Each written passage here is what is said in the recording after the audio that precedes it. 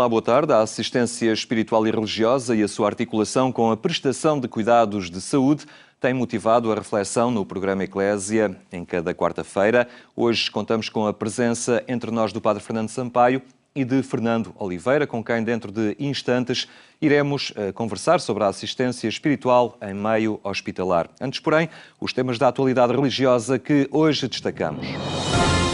O Governo quer partilhar fundos comunitários com as instituições sociais. A intenção foi anunciada em Braga, onde decorreu o seminário sobre economia social, promovido pela União das Misericórdias. Portugal 2020 é o nome do quadro comunitário que está prestes a começar e a União das Misericórdias Portuguesas quer envolver as Santas Casas, mas também as restantes organizações do setor social. Esta é a razão do seminário Economia Social 2020, que decorreu em Braga, para dar a conhecer as temáticas dos programas operacionais e incentivar a participação ativa das instituições. Manuel Lemos sublinha o facto relevante que é Portugal ter uma lei sobre a economia social, mas, no seu entender, as leis são apenas instrumentos que têm de passar à prática e aproveitar o atual quadro comunitário. Este quadro comunitário, aliás, na senda das recomendações da União Europeia, reforça o papel da economia social. Nós entendemos que era chegada a hora de nos encontrarmos e conversarmos um bocadinho sobre esta matéria. Resolvemos fazer um seminário, ainda bem que em boa hora o Sr. Secretário de Estado da Segurança Social acedeu ao nosso convite e também o Sr. Primeiro-Ministro, o que tem um significado político inequívoco que não podemos desvalorizar de maneira nenhuma. A economia social é hoje um setor em crescimento que representa já 1% do PIB. As instituições querem que o ramo da atividade desenvolva também um modelo económico diferente e inovador. A economia social hoje é uma realidade muito complexa e muito abrangente, né, que está ainda dando, direi, como que os primeiros passos, mas que deve naturalmente ser estimulada, e é por isso que também a Igreja também se coloca nesta atenção muito grande, promovendo uma economia que esteja ao serviço do homem e não o homem ao serviço da economia, porque quando estamos pura e simplesmente subjugados pela economia, o Papa é muito claro e ao mesmo tempo também muito expressivo. Esta economia mata. Quando ela, pelo contrário, está ao serviço das populações, de um modo ou de outro, liberta e vai proporcionando aquela dignidade a que cada um tem direito. Portugal 2020 é um acordo de parceria adotado entre Portugal e a Comissão Europeia, que reúne a atuação dos 5 fundos europeus estruturais e de investimento, e no qual se definem as políticas de desenvolvimento económico, social e territorial para promover em Portugal entre 2014 e 2020. Fundos que as instituições do setor social querem aproveitar da melhor forma. Com este novo quadro comunitário, com estes novos apoios, é importante que, de facto, estas instituições sejam chamadas também a colaborar, a aproveitar os fundos comunitários, nomeadamente para que alguns equipamentos que existem para este país sejam requalificados, alguns agentes sejam formados, para que nós tenhamos mais respostas sociais, mais serviços sociais, com mais inovação e mais proximidade, mais serviço às pessoas. Este seminário Economia Social 2020 contava com a presença do Primeiro-Ministro. Passos Coelho encerrou os trabalhos e anunciava a intenção de abrir vias de financiamento para o setor social. Nós que temos o interesse em canalizar uma parte significativa dos recursos para a competitividade da nossa economia e, portanto, para as empresas, incluímos uma parte dessa realidade através justamente do setor solidário, que tem uma importância grande na economia social. Isto não quer dizer que as instituições do setor social fiquem aqui com uma espécie de balcão próprio para financiar as suas atividades ou os seus investimentos futuros. Evidentemente que não, estas instituições podem se candidatar a todos os outros fundos na mesma. O que nós temos é uma preocupação clara em organizar um conjunto de apoios e de financiamento que estejam destinados especificamente para estes objetivos. objetivos de inclusão social, objetivos de economia social. Isto a par de um fundo de inovação social ao qual se podem candidatar as instituições. Passos Coelho diz que este fundo poderá ser um instrumento para as instituições melhorarem as respostas públicas que já prestam e tornar o Estado cada vez mais subsidiário na área social. Reparem bem que eu não digo que o Estado se deva desresponsabilizar. E a razão por que não se responsabiliza é que cria estes fundos, é que cria estes instrumentos e coloca-os à disposição daqueles que, com vantagem sobre o Estado, os poderão utilizar em benefício da sociedade. Entretanto, a proximidade de eleições legislativas leva a União das Misericórdias a querer saber o que pensam os partidos sobre esta matéria. Nesse sentido, vai convidar todas as identidades políticas, com assento na Assembleia da República, a estarem presentes num seminário a realizar em abril do próximo ano, onde exponham o seu pensamento político sobre estas matérias. A Diocese de Vila Real foi a vencedora do 10º Festival Nacional Jovem da Canção Mensagem. És a minha bússola foi o título da canção vencedora. A fotografia vai ficar na história dos jovens da Diocese de Vila Real. Participaram e ganharam o 10º Festival Nacional Jovem da Canção Mensagem com o tema És a minha bússola. Pelo mesmo palco passaram 14 canções, vindas de outras tantas dioceses de Portugal. Não te conformes, transforma-te, bem-aventurados os protagonistas da mudança, foi o tema proposto pelo Departamento Nacional da Pastoral Juvenil.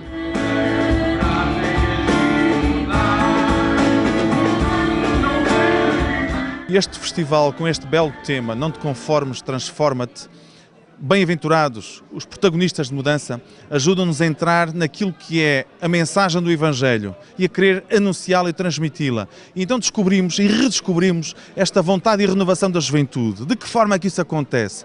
A forma como eles se inspiram a escrever as letras, a fazer as músicas, a envolverem-se como grupo, como pequena comunidade para virem representar não apenas o seu grupo ou a sua paróquia, mas também a sua diocese. E isto envolve-nos a todos para que de facto a nossa missão seja levada a todo lado. Quando a vida for não sei que a força te mantém. Músicas que são a expressão de convicções de todos os dias e que aqui encontram também novos dinamismos para inspirar o cotidiano. Um dos muitos objetivos de um festival da canção.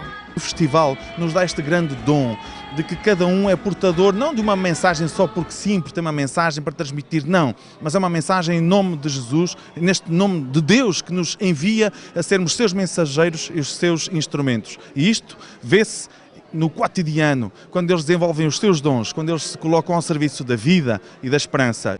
O que importa é a fé.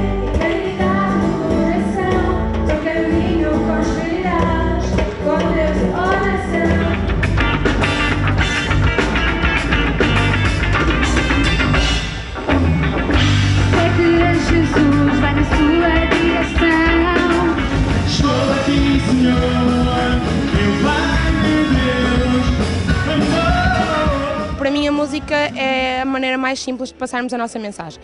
Toda a gente gosta de música e este festival é prova disso. Vários são os estilos que vão aparecer aqui hoje e cada um gosta do seu, mas todos têm a mesma mensagem, que é Jesus Cristo, é a alegria do Evangelho, é passarmos esta alegria. E acho que a partir da música se torna tudo muito mais simples, porque nós gostamos, nós cantamos, nós partilhamos esta alegria e a música é mesmo feliz. A juventude traz essa alegria e a nossa missão como cristãos será sermos um bocadinho o rosto de Cristo.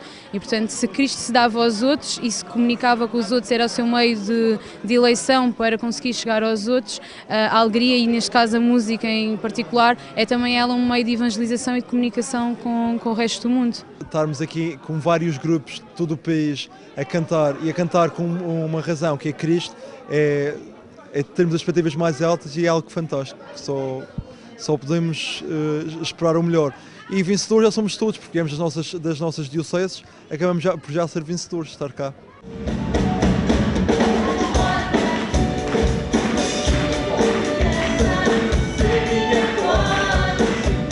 Depois de vencer no Funchal, os representantes da Madeira conquistaram também o segundo lugar no Festival Nacional. O terceiro foi para o Patriarcado de Lisboa. É esta pequena semente que é um festival que torna possível que tantos jovens se encontrem, sejam sinal de replicar e seja sinal de vida, sinal de alegria, que é isso que transmitimos no Evangelho, a alegria de ser cristão e uma mensagem de esperança para a vida e para o mundo de cada um de nós. A fé não muda as coisas, mas muda o nosso olhar sobre as pessoas e sobre as coisas.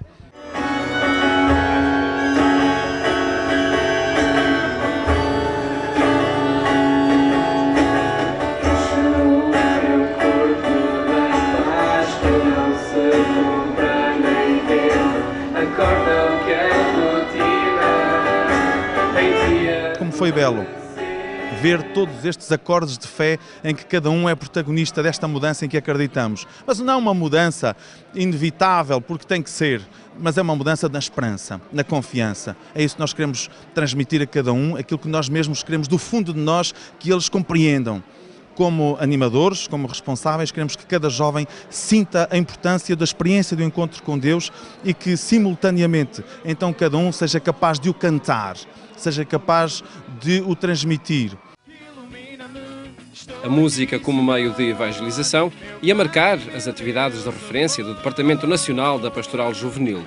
No início de maio de 2015, no primeiro fim de semana, será o Fátima Jovem a convocar a juventude de Portugal para um novo encontro nacional. Meu Pai, meu Deus, amor, Deus, amor. Obrigado!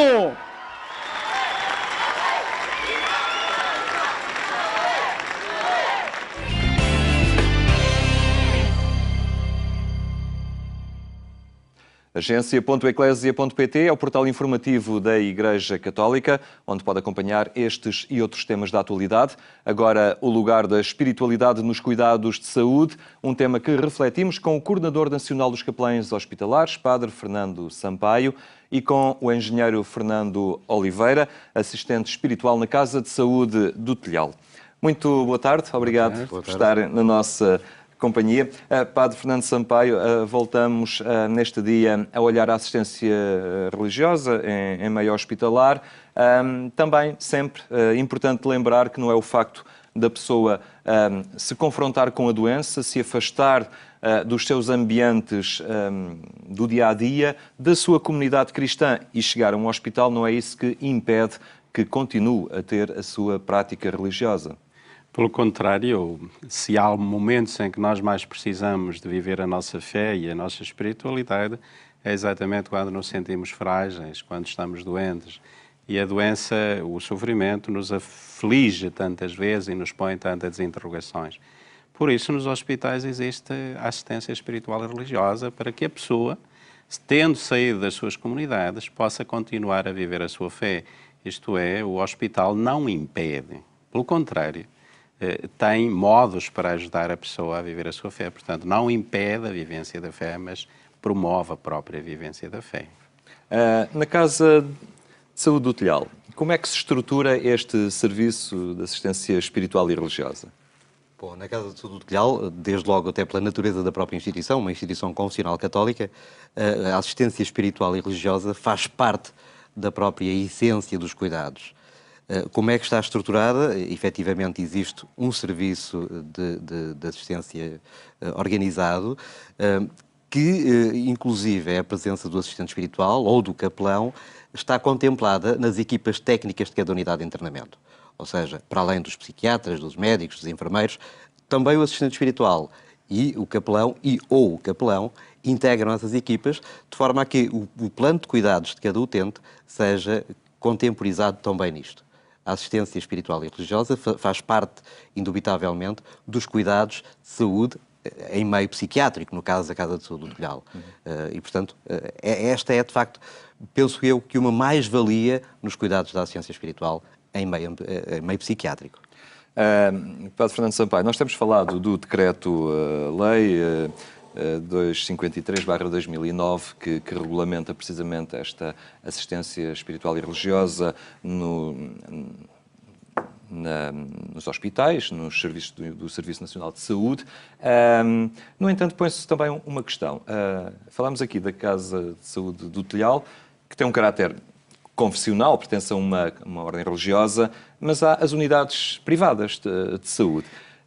Há caminho a fazer aí também, não há uma obrigatoriedade de terem um serviço de assistência religiosa, mas há abertura por parte de algumas delas. Como é que os capelães hospitalares ou a Igreja Católica também dialoga e procura apresentar a possibilidade de estar presente nestas unidades privadas?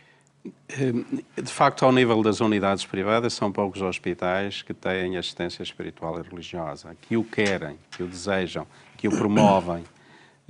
E aí há um caminho enorme a fazer. Por questões económicas, muitas vezes, parece-me a mim, as coisas... não se abre essa perspectiva da assistência espiritual e religiosa, que é uma pena, porque, no fundo, beneficia os próprios doentes. E há um caminho longo a fazer nos hospitais privados. Nas unidades públicas de saúde, o serviço de assistência religiosa está devidamente regulamentado e cada vez mais organizado no sentido de disponibilizar estes serviços de assistência aos doentes que os devem solicitar. Há sempre esta preocupação. É necessário sublinhar esta questão, não ficar meramente à espera que o capelão passe. Isso é fundamental. Porque se nós queremos que, por um lado, o serviço de assistência espiritual e religiosa atenda a todos os doentes, seja plural, no fundo, porque é um direito do doente, não é um direito das igrejas estarem nos hospitais, é um direito do doente ter assistência espiritual e religiosa segundo as suas necessidades, mas também segundo as suas convicções, segundo a sua liberdade de culto, etc. E, nesse sentido, para que eles possam ser, para que cada doente possa ser atendido dentro da sua crença, da sua liberdade, também dentro da liberdade de culto, é o próprio doente que deve solicitar. E não quer demais insistir, se é internado, se tem de ir para o hospital, se tem um familiar no hospital, solicitem a assistência espiritual e religiosa. Peçam-nos aos enfermeiros. Os próprios enfermeiros estão disponíveis para fazer a ligação à capelania. E, se é necessário, portanto, a maior parte dos capelães estão nos hospitais, os assistentes espirituais são da Igreja Católica, mas mesmo nós facultamos a todos os outros, ou fazemos a ligação a outras igrejas, a outras tradições religiosas, porque todos os doentes têm direito, não é apenas os católicos, todos os doentes têm direito à assistência espiritual religiosa. Engenheiro Fernando Oliveira, na especificidade da Casa de Saúde do Telhal, vocacionada para a doença mental, qual é então o contorno da assistência religiosa ali? De que forma é que articulam este serviço, atendendo à especificidade também dos doentes que ali estão? Bom, o facto de a pessoa ter uma doença mental não quer dizer que não tenha toda uma vivência espiritual e uma dimensão até religiosa de considerar na sua história pessoal. O que é que se pretende fazer? É que, não obstante a existência de uma doença, o utente se sinta integrado na sua relação com os demais, na sua relação com a família, na sua relação com Deus. A doença mental não obstaculiza a sua dimensão espiritual. Às vezes tendemos a desvalorizar a pessoa com doença mental, mas a pessoa é fundamentalmente uma pessoa que tem uma doença, com certeza, mas esta dimensão existencial está lá. E a Igreja não pode desligar-se do cuidado destas pessoas, da assistência a estas pessoas, da alimentação e da animação espiritual destas pessoas. A dimensão espiritual faz parte da criatura humana, com doença mental, com qualquer outro tipo de doença, mas da criatura humana. E o doente mental é fundamentalmente uma pessoa. E na Casa de Saúde do Telhal há sempre o cuidado também das celebrações comunitárias, em que eles, portanto, não é apenas uma assistência individualizada, Mas depois há celebrações comunitárias em que grande parte dos doentes estão presentes, não é? Claro, mas também nas nossas comunidades há celebrações comunitárias, não é? E ali procura-se reconstruir uma comunidade. Ali não se procura reconstruir, ali procura-se que seja efetivamente uma comunidade. Eu costumo dizer que nós não podemos funcionar como se fôssemos a família dos utentes. Nós somos efetivamente a família dos utentes. E sendo a família, temos de os chamar à nossa relação, à nossa comunidade, ao dia-a-dia mais vulgar possível. Porque nós vivemos assim, nós vivemos em relação uns com os outros. Não há de ser uma doença mental que há de suprimir esta necessidade de relação. Padre Fernando Sampaio, para terminarmos, a assistência espiritual e religiosa funciona também sempre num ato de liberdade. É muito importante isto da parte do doente. Sim, é extraordinariamente importante que seja livre, antes de mais, porque se há alguma coisa que é mais característica de nós como seres humanos, como dizia aqui o Fernando, é exatamente a nossa dimensão espiritual. E como pessoas humanas, porque dinamiza em nós a esperança, dinamiza em nós o sentido da vida. E, portanto, o doente deve expressar e deve viver em liberdade, deve viver segundo as suas convicções, a própria espiritualidade. Nesse sentido, ele próprio, ou seus familiares, ou outras pessoas significativas para ele, quando está internado, exatamente devem solicitar assistência espiritual religiosa para que desde o início, e devem fazer logo nisso, para que desde o início possam beneficiar desse conforto e dessa alegria de viver a própria fé. Muito bem, Padre Fernando Sampaio, Fernando Oliveira, muito obrigado por terem estado aqui no programa Eclésia. Um olhar em torno desse direito consagrado pelo novo Decreto-Lei que regula a assistência religiosa nos hospitais e estabelecimentos do Ministério da Saúde. Lembro que na Antena 1, pelas 22h45, também pode acompanhar o programa Eclésia no seu formato rádio. Tenha então uma muito boa tarde e até amanhã, se Deus quiser.